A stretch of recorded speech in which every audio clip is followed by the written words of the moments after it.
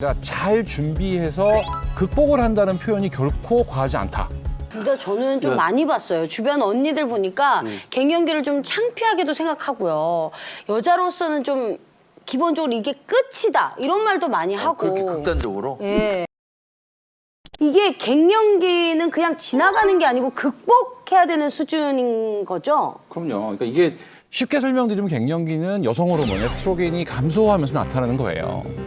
제일 눈에 띄는 게 그 지방의 재배치가 돼요. 그러니까 우리가 여성들이 원래 피하 지방이 뭐 엉덩이나 허벅지 쪽에 많이 있던 분들이었다면 갱년기를 지나면서는 갑자기 이게 어디로 몰려요?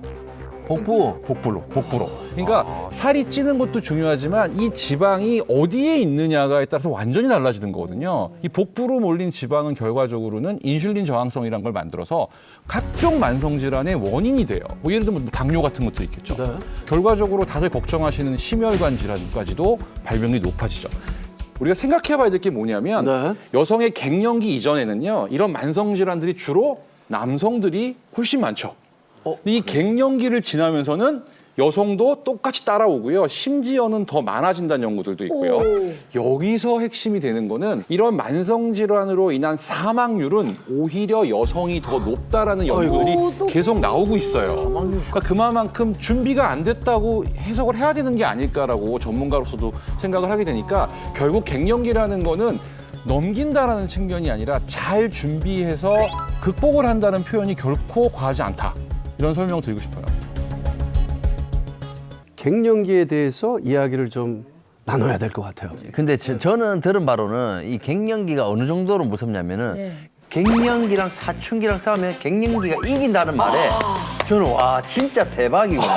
그 이유에 대한 준의학적 근거를 말씀을 제가 좀 드리면 미국의 한 여성 뇌과학자분이요. 이 여성 호르몬을 관용의 호르몬이라고 불렀어요. 관용의 호르몬. 그래서 그 내용을 잘 보면 이런 거예요.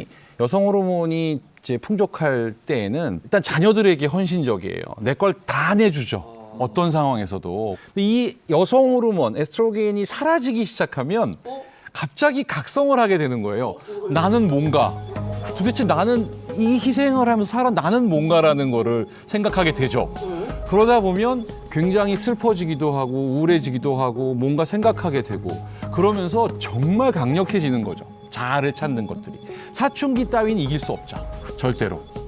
최근 들어서는 그래도 이런 것들을 잘 이겨내시고 오히려 난 이제 정말 멋지게 살 거야 이런 분들도 있지만 여전히 아직도 어떤 이 갱년기라는 거, 완경이라는 거에 대해서 뭔가 내가 핸디캡인 것 같고 뭔가 이제 뭔가 좀 부끄러운 것 같고 이런 생각들을 하시는 분들이 아직도 있으세요, 분명히. 좀 안타까운 일이죠, 그거. 근데 저는 좀 많이 봤어요. 주변 언니들 보니까 갱년기를 좀 창피하게도 생각하고요. 여자로서는 좀 기본적으로 이게 끝이다 이런 말도 많이 하고. 그렇게 극단적으로? 예. 저도 그런 얘기를 많이 들었던 것 그쵸? 같아요. 네. 네, 그런 말씀들을 많이 하시는데 실제로 이 갱년기의 갱자는 다시 갱자예요. 그래서 무언가 다시 시작할 수 시작한다. 있는 네. 그런 시기의 갱년기인데 저희가 이런 시기를 상실감으로 느끼게 되고 아까 말씀하신 것처럼 여자로서 끝났어 이런 식으로 인식이 되다 보니까 남들한테 쉬쉬하게 되고 본인의 건강을 잘 챙겨야 함에도 불구하고 그런 것들 자꾸 불편 증상들을 참고 네. 이러면서 건강이 악화되는 줄도 모르고 시간이 쭉 지나게 되는 경우가 많죠. 그래서 이 시기를 어떻게 잘 보내느냐가 앞으로의 한 50년을 어떻게 건강하게 보낼 것인가를 결정할 수 있는 중요한 시기라고 보셔야 합니다.